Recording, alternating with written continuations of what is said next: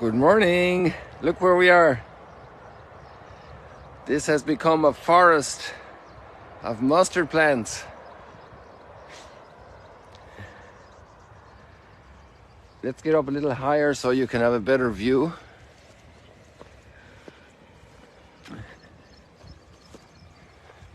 It's a couple of weeks since we were up here because of all of the rain and it was so wet. But now it's viable, even though all this is all wet. The growth is all wet, but that's okay. It's not dirty and caking on the shoes and the boots. So we have had a couple of days of sun. So that has helped. Wow, somebody has been through here and ruined this entrance and not closed it. Poor farmer, poor cows. So we just head over this normal way and we'll see what we find. All these new plants. Amazing plants. By the way, a couple of people were thankfully were asking me about the gadget that I lost, the clamp that belongs to this gimbal, and I spent quite a while looking for it, retracing my steps, actually just down below here, because I finished live streaming a couple of days ago, and let's say about 100 steps south of where the sun is hitting the water here near the road, on that service road, just on the alongside the lake. Look at this, is up to my, this flower here is up to my waist. It's up to my belly button. So this is the kind of vegetation we have here. Have to keep an eye out. I can't see very well what's on the ground. Make sure the cows haven't been through here and left some of their contributions to refertilization. So we got a lot of these other flowers over here as well. Well, there's more over further. That'd be nicer even. It's just a lush nature. So I didn't find the gimbal, and then one of the live stream faithful followers from a long time wants to replace it. So we're still going to keep our eye open for it, but it's kind of a long shot that we'll find it. Maybe somebody found it because people walk along there quite a bit. And so it's a small gadget. I'm not sure if it's purchasable without the whole gimbal. It's just a clip that, a clamp that is held by a magnet onto the gimbal.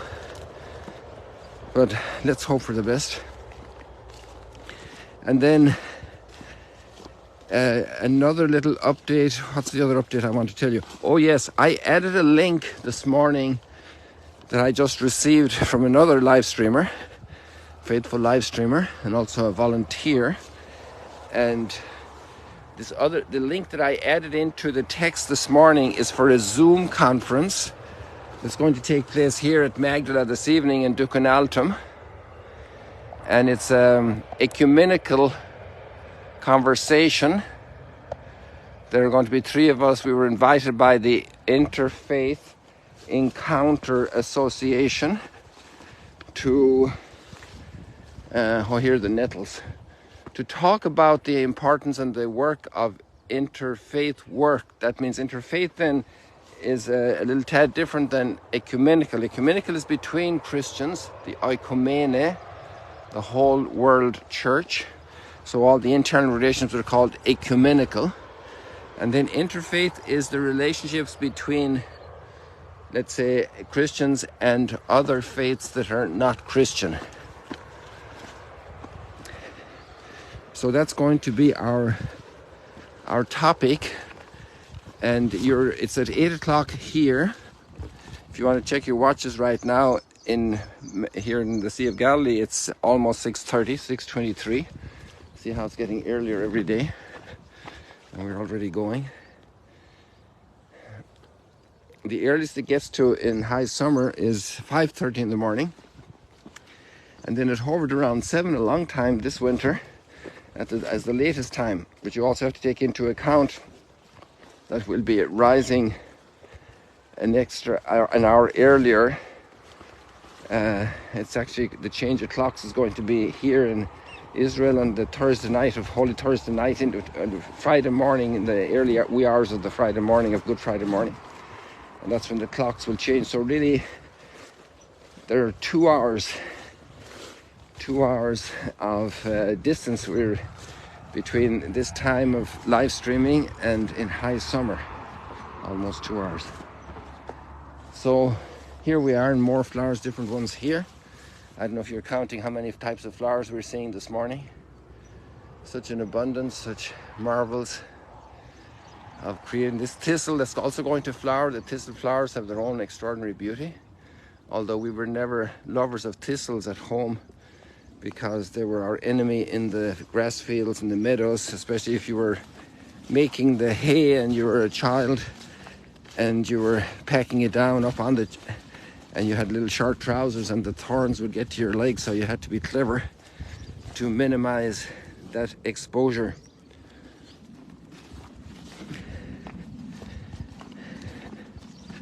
It was also interesting to see how the animals would eat the grass and leave the thistles, and they could take out all the grass from from where the thistles were. It was amazing. This is a clover, I think. Well, maybe it's not. No, it is. It's a clover. And that probably comes from the feed the cattle had, the grass feed. I'm not sure if clover is natural here. Maybe it is. Clover has the great ability to bring nitrogen into the soil and is a great contribution for farming, if I remember my stuff correctly since childhood. So people, we've got very dramatic readings today, really dramatic readings. We've got political lobbying, and we've got some serious disputes between the disciples. Jesus has to intervene. But I would like to start with Jeremiah, because I'd like to invite you to look at the readings today, and especially Jeremiah, also the gospel reading, from 3 different perspectives. First of all, we have Jeremiah's perspective, which is absolutely brutal. They're threatening to kill him, and he is describing what's happening. And both in his text and in the psalm, we see the lot of the persecuted person who's doing good and getting hit hard for it by authorities, people in authority. And that pattern has not changed. So just to take into account that serious reality, the pattern of people doing good and you get discriminated against, you get punished in different ways, you lose esteem and rights, you're criticized, and a lot of people are in that situation. You think of Jeremiah, we're talking about the time of the exile. So we're in the 6th century before Christ, and here we have a different flower. I wonder why the petals are all looping down. I wonder if that guy is still alive here. Maybe the flower's in mourning for that insect.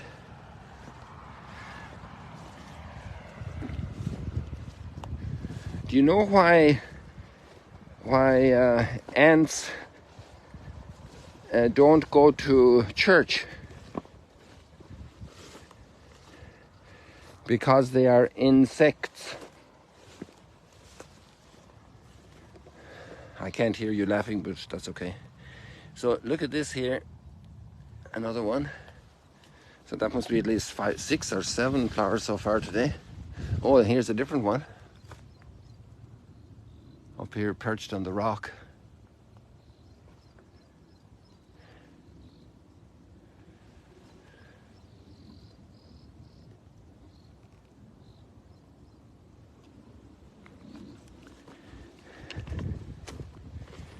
Maybe you have the text open there. Maybe I should open them for you here. Let me see.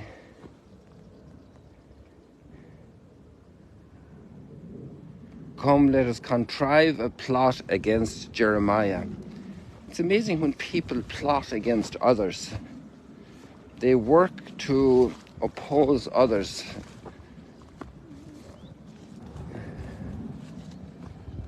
They contrive against them. And when that's against somebody because they're doing good, then that's pretty mean.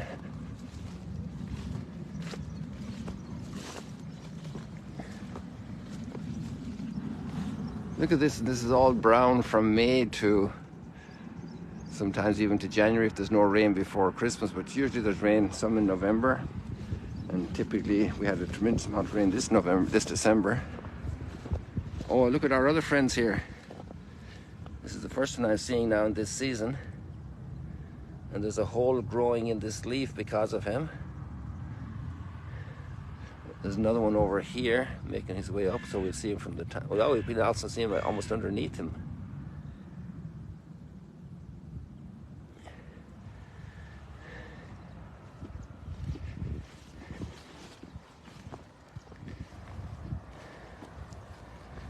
And they even have good intentions expressed in their will to take out Jeremiah.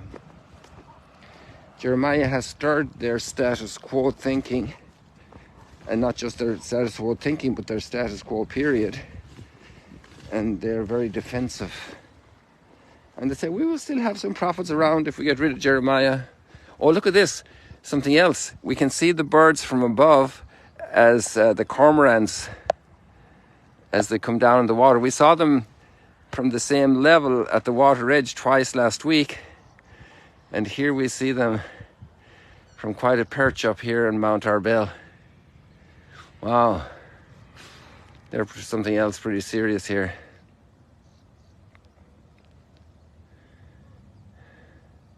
I can even hear them here.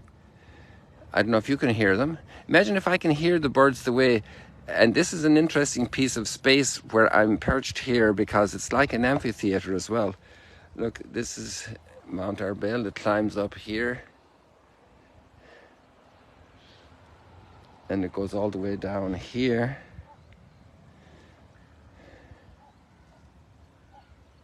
So you could have this like this would be a huge stadium. You put 30,000-40,000 people here.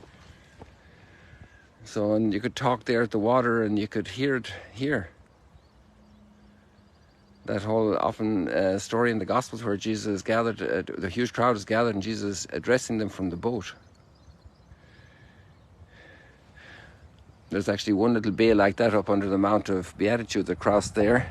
And it's called the Bay of Parables because that's where people remember Jesus' teaching and the location.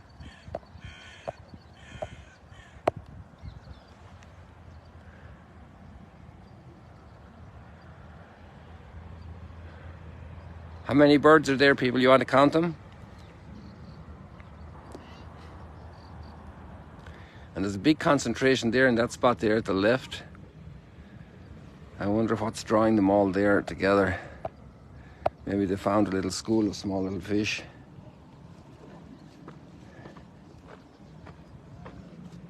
So the first level is to look at then Jeremiah as he's hearing this report that they're going to destroy him. And they're going to try to do it, take him into a trap, set him into a trap, catch him in his speech. And we see that pattern as well in the Gospel so often. Is it lawful to pay taxes? Should we stone this woman? What do we do? She was caught in flagrant sin, and so forth. And they're trying to get him to say things so they have a cause to condemn him.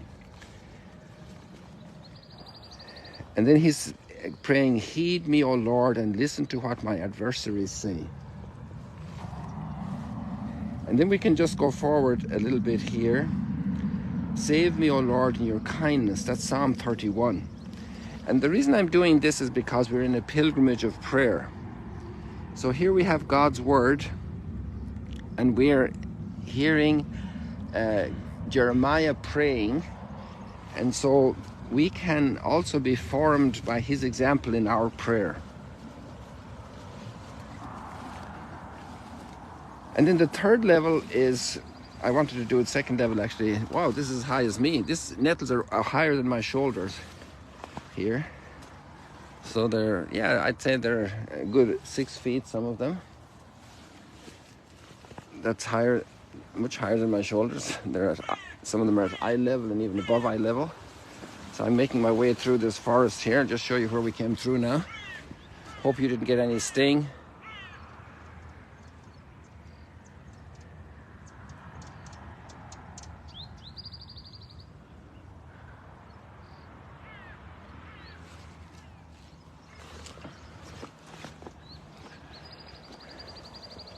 Save me, O Lord, in your kindness.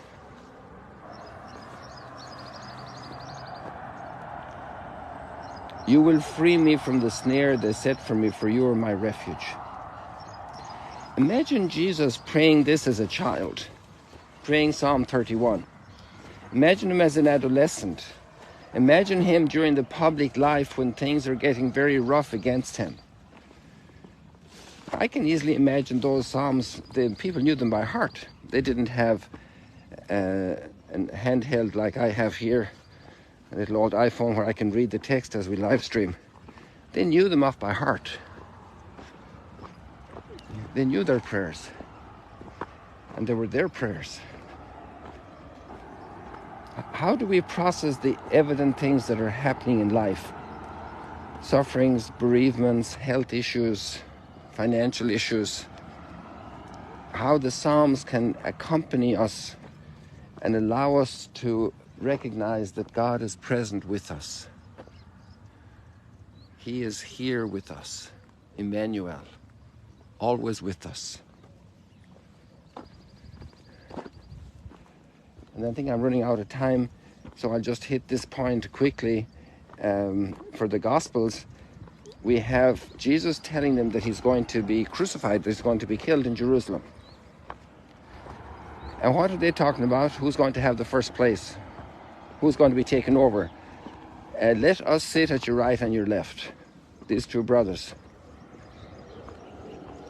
And read that text and see what Jesus asked them. Are you able to suffer with me? And they said, yes. And he said, well, you will do that, but I can't guarantee you the spots at my right and my left because that's not mine to give, that's the Father's. And then the others get mad at them and pound on them. And there's an opportunity for Jesus to teach them about human greatness and human responsibility, and how the great ones, as his disciples, will be the ones who serve more, who are ready to serve. Maybe ready to serve from very hurting places. Maybe they're also a little bit excluded. Maybe they're downcast. Maybe they're dealing with their own problems and they're ready to serve. They're not lording it over people. And Jesus goes humbly to Calvary, and we want to lord it over people. What a way to go.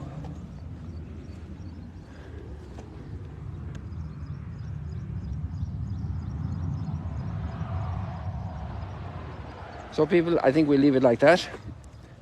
Here we have another amphitheater, look. Imagine how many people could sit here if they were organized.